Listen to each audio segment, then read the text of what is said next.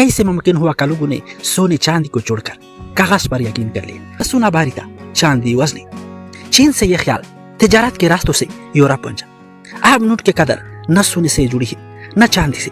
आज कागजी नोट भी आहिस्ता आहिस्ता डिजिटल हो रही है। उसी वक्त दुनिया के एक अनजान गोशे में एक बरसरार शख्सियत सामने आई। किसी को आज तक नहीं मालूम का वो कौन था। आप बैंकों की जरूरत नहीं, एतमाद आप टेक्नोलॉजी पर है, इंसान पर नहीं। अस्सलाम वालेकुम दोस्तों, मैं हूं फिदा और आप देख रहे हैं द बिजनेस कोड्स। वीडियो शुरू करने से पहले आपसे गुजारिश है, अगर आपने अभी तक हमारा चैनल को सब्सक्राइब नहीं किया तो अभी सब्सक्राइब करें। क्या आपने कभी सोचा है आपके बटुए में रखा ये कागज का टुकड़ा आखिर कैसे दौलत बन गया? ये वही कागज है जो जल सकता है, पढ़ सकता है, लेकिन फिर भी एक सोने की एंड के बराबर की मात रखता है। कैसे मुमकिन हुआ कि लोगों ने सोने चांदी को छोड़कर कागज पर यकीन कर लिया? इब्तिदा में इंसान के पास पैसा नहीं था, तिजारत सिर्फ चीज के बदले चीज पर होती थी। एक शख्स के पास गंदम थी, दूसरे के पास कपड़ा, वो आपस में तबादला करते थे। लेकिन ये निजाम पेचीदा था। अगर कपड़ा वाला गंदम न चाहे तो सौदा रुक जाता। यो इंसान ने सोचा ऐसी चीज चाहिए जिस पर सबका यकीन हो। फिर आए सोने और चांदी के सिक्के। ये कीमती दाते हर जगह मानी जाती थी। उनकी कदर हकीकी थी क्योंकि वो खुद कीमती थी। चीन, यूनान, रोम, हर सुल्तनत ने अपने सिक्के बनाए, मगर सोना भारी था, चांदी वजनी। सफर में लूटने का खतरा, गनाने में वक्त का ज़ाया। इंसान ने फिर एक नया ख्वाब देखा, हल्का पैसा मगर कीमती। 9वीं सदी ईस्वी में चीन में तांग और सुंग सुल्तानतों के ताजिर दूर दराज सफर करते थे। सोना ले जाना खतरनाक था तो उन्होंने एक हाल निकाला, कागजी रसीद। ताजिर सोना एक जगह जमा करवाते और बदले में कागजी पर्ची मिलती जिसे दूसरी जगह दिखाकर सोना वापस लिया जा सकता था। यही कागजी रसीदें बाद में दुनिया के पहली करेंसी नोट बन गए। यूं पहली बार कागज को दौलत का दर्जा मिला। चीन से यह ख्याल तिजारत के रास्तों से यूरोप पहुंचा। 17वीं सदी में इंग्लैंड और स्वीडन के बैंकों ने कागजी रसीदें यानी बैंक नोट जारी करना शुरू की। बैंक नोट का मतलब था ये नोट उस बात का वादा है कि दिखाने पर इतनी रकम सोने में वापस दी जाएगी। यूं हर नोट के पीछे सोना महफूज होता था। लोगों ने बैंक पर भरोसा किया और कागज पैसा बन गया। हुकूमतों को जंगों, तमीरात और तरक्की के लिए ज्यादा पैसे चाहिए था, मगर सोना महदूद था। तो उन्होंने फैसला किया नोट सोने के बगैर भी छापे जा सकते हैं। अब नोट की कदर न सोने से जुड़ी है न चांदी से, बल्कि हुकूमत की वजह से। आज कागजी नोट भी आहिस्ता आहिस्ता डिजिटल हो रही है। 2008 में दुनिया एक बड़ी मालियाती बहरान से गुजरी। अमेरिका और यूरोप के बड़े बैंक नाकाम हो गए। लाखों लोगों की जमा पूंजी ज़ाया हो गई। आलमी माशियात बदल कर रह गई। लोगों का एतमाद बैंकों और हुकूमतों पर से उठने लगा। सवाल पैदा हुआ, क्या पैसा सिर्फ हुकूमतों के रहम करम पर होना चाहिए? क्या मालियाती निज़ाम में आम आदमी को कोई इख्तियार नहीं? उसी वक्त दुनिया के एक अनजान गोशे में एक बरसरार शख्सियत सामने आई, सातोशी नकामोतो। किसी को आज तक नहीं मालूम का वो कौन था, लेकिन उसने एक इनकलाबी दस्तावेज लिखी।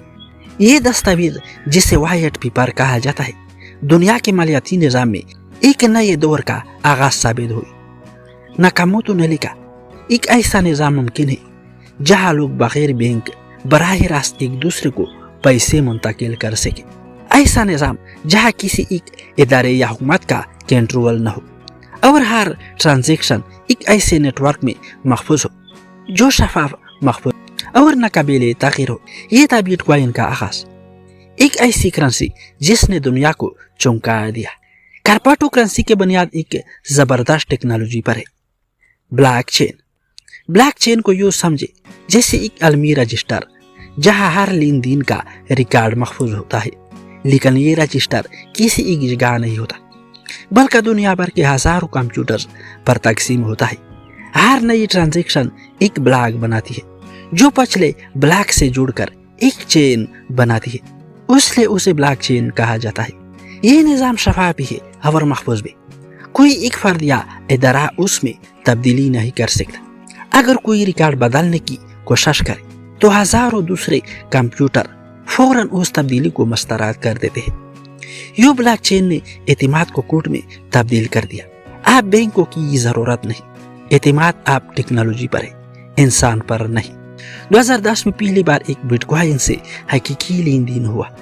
ایک شخص نے 10,000 بٹ کوائن کے بدلے 2 پیزا خریدے۔ یہ دنیا کی پہلی کرپٹو ٹرانزیکشن تھی۔ وقت گزرتا گیا اور بٹ کوائن کی قدر بڑھتی گئی۔ دنیا نے دلچسپی لینا شروع کی، لوگوں نے اسے سرمایہ کاری کا نیا ذریعہ سمجھا۔ پھر آئے نئی کرنسیاں، ایتھریم وغیرہ۔ ایتھریم نے کرپٹو کو صرف پیسوں سے بڑھا کر سمارٹ کانٹریکٹس کا نظام بنا دیا، ایسے خودکار معاہدے جو کوڈ میں طے ہوتے ہیں۔ یہ کاروبار، سرمایہ کاری اور قانونی معاہدے ڈیجیٹل ہوگی۔ آج ہزاروں کرپٹو پروجیکٹس موجود ہیں۔ کرپٹو کرنسی کے ساتھ مکاتو آئے مگر خطرات بھی پیدا ہوئے۔ مارکیٹ بہت غیر مستحکم ہے، ایک دن قیمت آسمان پر، دوسرے دن زمین پر۔ ہیکنگ اور فراڈ کے واقعات بڑھنے لگے۔ کوئی لوگ ارب پتی بنے تو کوئی سب کچھ کھو بیٹھے۔ حکومتوں نے اس پر قابو پانے کی کوشش کی، مگر چونکہ کرپٹو کسی ایک ملک کی ملکیت نہیں، اسے مکمل طور پر کنٹرول کرنا ممکن نہیں۔ بعض ممالک نے اسے قبول کیا، بعض نے پابندی لگا دی۔ لیکن ایک بات ہے، کرپٹو کو نظر انداز نہیں کیا جا سکتا۔ یہ دنیا کے مالیاتی نظام کا ایسا حصہ بن چکا ہے جسے مٹایا نہیں جا سکتا۔ آج کوئی ممالک اپنی ڈیجیٹل کرنسی متعارف کروا رہے ہیں۔ چین نے ڈیجیٹل یوان، یورپ ڈیجیٹل یورو پر کام کر رہا ہے۔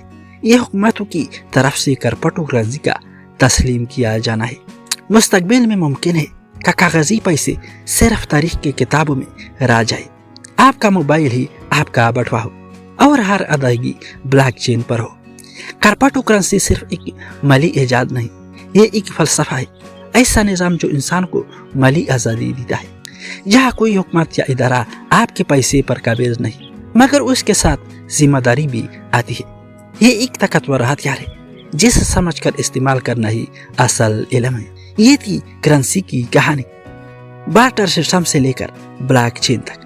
یہ کہانی صرف پیسوں کی نہیں بلکہ اعتماد، آزادی اور انسان کی ذہانت کی کہانی ہے۔ ماضی کی کرنسی نے تجارت کو ممکن بنایا اور مستقبل کی کرنسی شاید دنیا کو ایک کر دے۔ اگر آپ کو یہ ویڈیو پسند آئی تو لائک، شیئر اور سبسکرائب ضرور کریں۔